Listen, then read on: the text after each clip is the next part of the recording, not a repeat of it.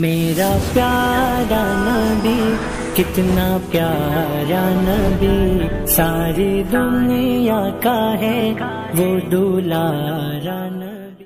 السلام علیکم ورحمۃ اللہ وبرکاتہ۔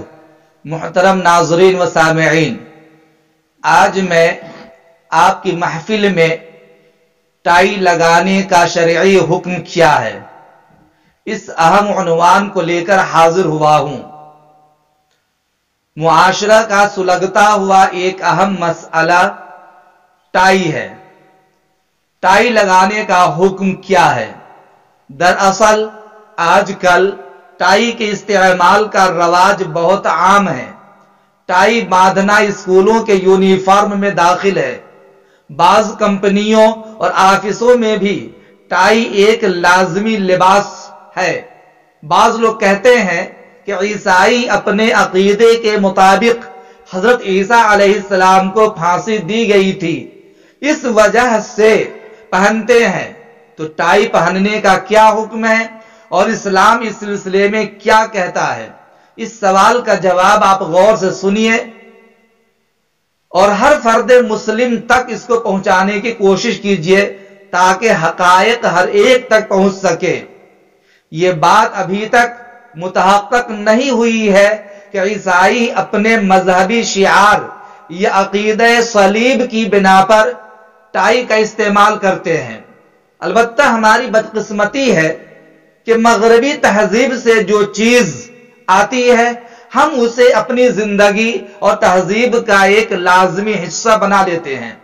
اسلام کی نظر میں یہ بات نہایت ناپسندیدہ ہے کہ مسلمان اپنی معاشرت اور وضاقتہ میں غیر مسلموں، یہودیوں اور عیسائیوں کی مشابہت اختیار کریں۔ ٹائی بھی ایسی ہی چیزوں میں سے ہے۔ چنانچہ فتاوی محمودیہ جلد نمبر 12 صفحہ نمبر 407 میں لکھا ہے کہ ٹائی ایک وقت میں نصارہ کا شعار تھا، اس وقت اس کا حکم بھی سخت تھا۔ اب غیر نصارہ بھی بکثرت استعمال کرتے ہیں۔ اب اس کے حکم میں تخفیف ہے۔ اس کو شرک یا حرام نہیں کہا جا سکتا، لیکن کراہت سے خالی نہیں، اب بھی کراہت سے خالی نہیں ہے۔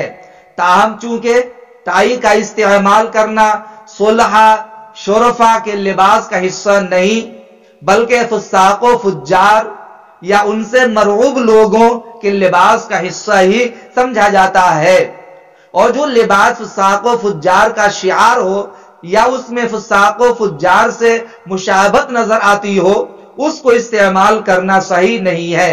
احادیث مبارکہ میں کفار و فساق کی مشابہت صراحتاً منع کیا گیا ہے، لہذا ٹائی کا استعمال کراہت سے خالی نہیں، اس کو پہننے سے اجتناب کرنا چاہیے۔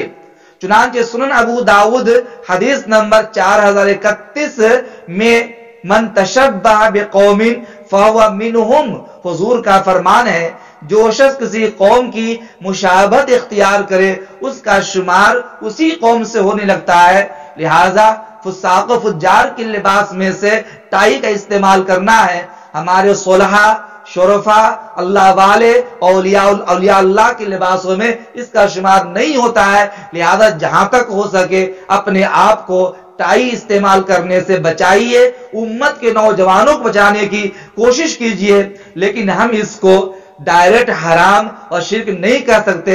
البتہ بکثرت استعمال ہونے کی وجہ سے اس میں تخفیف آ گئی ہے، کراہت سے خالی نہیں ہے، اس لیے ہم اجتناب اور احتیاط کرنے کی کوشش کریں۔ امید کرتا ہوں کہ یہ مسئلہ اچھی طرح سمجھ میں آ گیا ہوگا۔